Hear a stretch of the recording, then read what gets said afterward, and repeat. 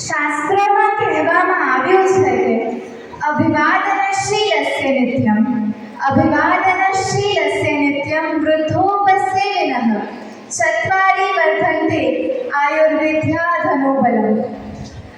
આનો અર્થ છે કે જ્યારે કોઈ પણ વ્યક્તિ જીવનમાં વડીલોને સન્માન આપે છે, તેમને પ્રણામ કરે છે, તો એ વ્યક્તિના જીવનમાં આયુષ્ય, કીર્તિ, ધન અને બળ આ ચારેય વસ્તુમાં સતત વૃદ્ધિ થાય છે.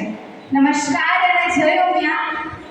અહીંયા ઉપસ્થિત સર્વે મહાનુભાવો, તેજસ્વી તારલાઓ, પ્રિય યુવા મિત્રો અને આદરણીય વડીલો, આજે હું વૈદેહી પટેલ એક ખૂબ જ મહત્વપૂર્ણ અને સંવેદનશીલ વિષય પર વાત કરવા ઉપસ્થિત છું, અને તે છે આજના સમાજમાં યુવાનોનું વડીલો પ્રત્યે વલણ.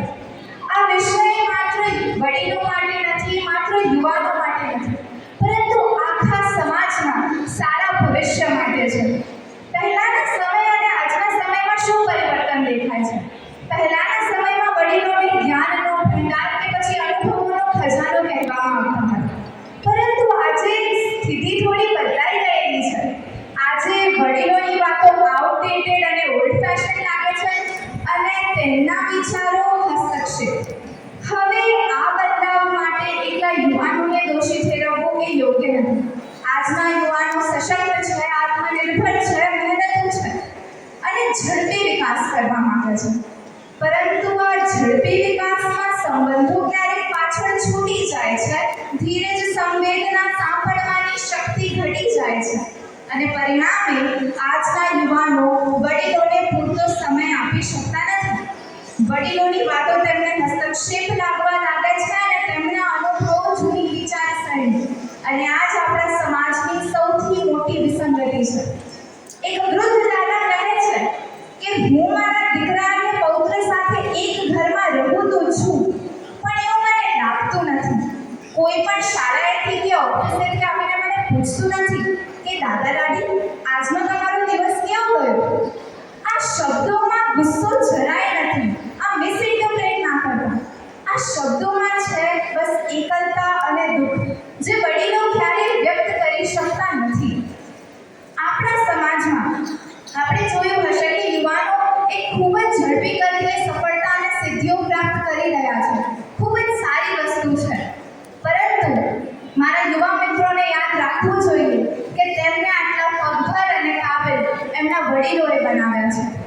કારણ કે આપણે યુવાનો થઈને એવું નહીં સમજવું જોઈએ કે વડીલોની વાતો સાંભળવી એ પેરેન્ટ્સના કંટ્રોલમાં આવી જવું એ આપણી વીકનેસ છે, કમજોરી છે. ના, એ સંસ્કાર અને સમજણની સાચી ઓળખ છે. આપણે યુવાનો થઈને શું કરી શકીએ? સૌથી પહેલું, વડીલોને સમય આપી શકીએ. ભલે ઓફિસેથી કે કામથી ગમે તેટલા થાકીને આવ્યા હોય, બસ 10-15 મિનિટ તેમની સાથે બેસીને વાત કરીએ, તેમની વાત સાંભળીએ, તેમની સાથે જમીએ. બીજું, ધીરજ રાખીએ. માન્યું કે વડીલો એકના એક વાત ઘણીવાર કહી દે, પણ એનો મતલબ એ નહીં કે તમે કંટાળી જાઓ. કારણ કે બાળપણમાં તમે જ્યારે એકનો એક પ્રશ્ન 100 વાર પૂછતા ને, ત્યારે પણ તે પ્રેમથી જવાબ આપતા. અને ત્રીજું, તેમને નિર્ણયોમાં સામેલ કરો. માન્યું કે આજના યુવાનો પોતાનું ધાર્યું જ કરવાના છે છેલ્લે, પણ એમને એટલો અહેસાસ જરૂર કરાવજો કે તે ઘરનો અભિન્ન અંગ છે. અને આદરણીય વડીલોને પણ એટલું જ કહેવું છે કે સમય અલગ છે, વિચાર અલગ છે, પેઢી અલગ છે, પડકાર અલગ છે. એટલે એમને પણ યુવાનોને સમજવાનો પૂરતો પ્રયત્ન કરવો. તેમને પણ આ બાબતમાં થોડું અનુકૂલન સાધવું જોઈએ કે સૌથી પહેલું તો યુવાનોને પૂરતી સ્વતંત્રતા આપવી જોઈએ. કારણ કે આજના યુવાનોને કોઈ ઓથોરિટેટિવ ફિગર હોય ને એ નથી ગમતું. તેમને જોઈએ છે કે તમે તેમને સમજાવો. તેમને આદેશ નહીં, માર્ગદર્શન જોઈએ છે. તેમને અહંકારી રીતે તમે જો એમને સમજાવવાનો પ્રયત્ન કરશો તો એ ક્યારેય તમારું નહીં સાંભળે. બીજું, નવા પરિવર્તનને સ્વીકારવો, નવી ટેકનોલોજીને સમજવી. પરિવર્તન એ સંસારનો નિયમ છે. જો વડીલો યુવાનોને સમજવાનો પૂરતો પ્રયત્ન કરશે, તેમની કામ કરવાની રીત, તેમના મોજ શોખ બધું જ બે પેઢીઓ વચ્ચે અલગ હોઈ શકે, પણ જો તે વડીલો સમજવાનો પ્રયત્ન કરશે અને યુવાનો સાથે મિત્ર બનીને વર્તન